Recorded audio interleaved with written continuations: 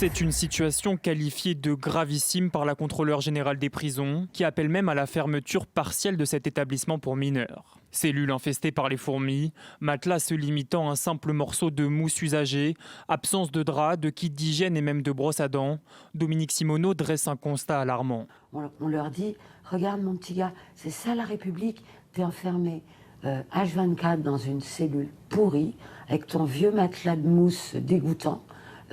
Il y a plein de déjections partout. T'as pas le droit de sortir ou à peine. Il faut qu'on les rende meilleurs à la société. Je dis ça de tout détenu, mais je dis ça encore plus pour des enfants.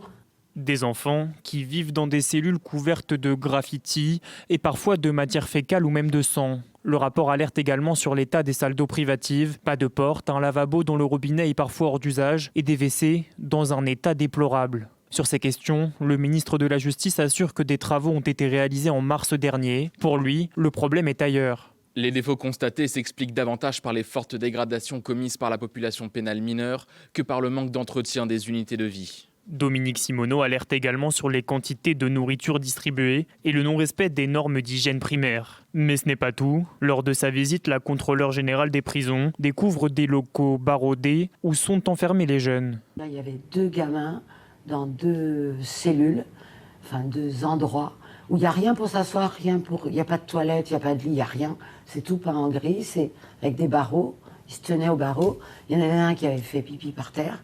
Il y avait une grosse marque parce qu'il n'y a rien pour faire pipi. Il était là depuis des heures. C'est ce qu'on appelle la mise en grille. C'est mais totalement illégal. Ces traitements inhumains et dégradants vont à l'encontre de la Convention européenne des droits de l'homme. Le ministre a rapidement réagi, affirmant avoir ordonné l'arrêt immédiat de cette pratique et diligenté un rapport de l'inspection générale de la justice.